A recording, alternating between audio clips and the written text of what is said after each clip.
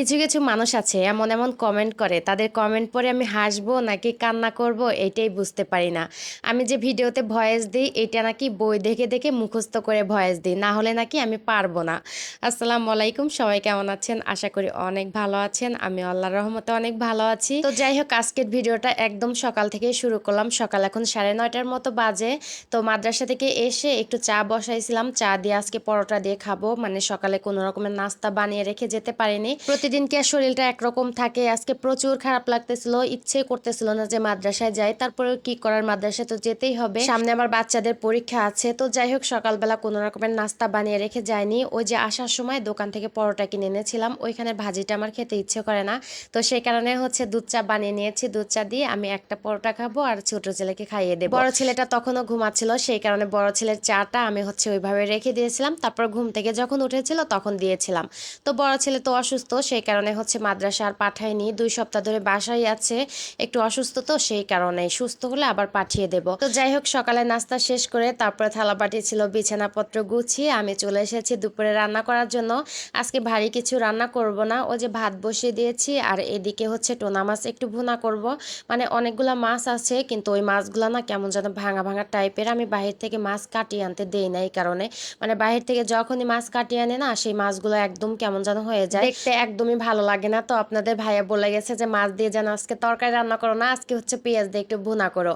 তো যাই হোক, আজকে হচ্ছে ওই মাছ ভুনা করব আর একটু হচ্ছে কালো জিরা ভর্তা করব। তো যাই হোক, আমি হচ্ছে রান্না বান্না করি আর হচ্ছে আপনাদের সঙ্গে কিছু কথা শেয়ার করি। মানে কত কত মানুষ আছে না, তাদের মন মানসিকতা এত খারাপ, কি আর বলবো। তারা তো ডাইরেক্ট বলে ফেলে যে আমি নাকি যে ভয়েসটা দেই সেটা নাকি আমি আরেকজনেরটা শুনে শুনে ওইটা নাকি মুখস্থ করে তারপর আমি ভিডিওতে বলে। আচ্ছা আপনারা বলেন তো, আমার এই যে বড় ভিডিওর ভয়েজের সঙ্গে কারো ভয়েজের কোনো মিল আছে নাকি? আমি সারাদিন যা যা করি সেটাই বলি। এটা বলতে আবার বই দেখে দেখে মুখস্থ করতে হবে? এটা কোনো কথা হলো বলেন তো? আমি প্রতিদিন যা যা করতেছি সেইগুলাই কিন্তু বলি। এই যে আজকে হচ্ছে মাছ ভুনা করতেছি, মাছ ভুনার কথা বললাম। ভাত বসাইছি, সেটার কথা বললাম। তারপর কালো জিরা ভর্তা করব, সেটার কথা বলবো। বাচ্চা অসুস্থ, সেটার কথা বললাম। তারপর আজকে নাস্তা বানাইনি, সেটার কথা বললাম। বাহির থেকে নিয়ে এসেছি, সেটার কথা বললাম। এইগুলা বলতে কি আবার বই দেখতে হয়? বই দেখে দেখে মুখস্থ করতে হয়? আচ্ছা আমি সারাদিন কি কি করতেছি না করতেছি এইগুলা কি বইয়ের ভিতর লেখা আছে? আর বইয়ের ভিতর লেখা দেখে দেখেই কি আমি সারাদিন ওই কাজকর্ম করতেছি? যারা এইরকম প্রশ্ন করে তাদের মাথায় যে কতটুকু জ্ঞান আছে তাদের কথাবার্তা শুনলেই বোঝা যায়। মানুষ পারেও বটে, নিজের জ্ঞান দিয়ে যে একটা কাজ করবে সেটা তো পারবে না, আর একজন কি করতেছে না করতেছে সেটাই শুধু ফলো করতে পারবে।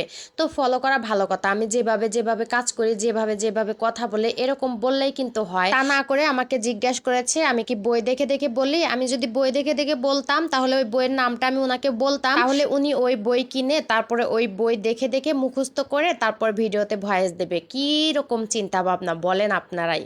তো যাই হোক, কথা বলতে বলতে আমার কিন্তু মাছ ভুনাটাও হয়ে গেছে আর এদিকে কালো জিরাটাও ভেজে নিয়েছি। আজকে অনেকখানি ভর্তা করব, কারণ আপনাদের ভাইয়ার নাকি ভর্তা খেয়ে পেটই ভরে না। অল্প করে ভর্তা করলে আমাকে শুধু বলবে কি তুমি এইটুকুই ভর্তা করেছো, একটু বেশি করে করতে পারো না? আমার তো এইটুকু খেয়ে কিছুই হলো না। তো সেই কারণে আজকে একটু বেশি করে ভর্তা করতেছি। এদিকে আমার হাতের 12টা বেজে গেছে, অল্প একটু কালো জিরা বাটতেই কিন্তু হাতের 12টা বেজে যায়। আর আমি আজকে কালো জিরা এতগুলা বেটে আমার 2 হাতে কিন্তু ফোস্কা পড়ে গেছে। অনেক কষ্ট হয় কালো জিরা ভর্তা খেতে, মানে খেতে অনেক মজা লাগে কিন্তু ভর্তা করতে অনেকটাই কষ্ট।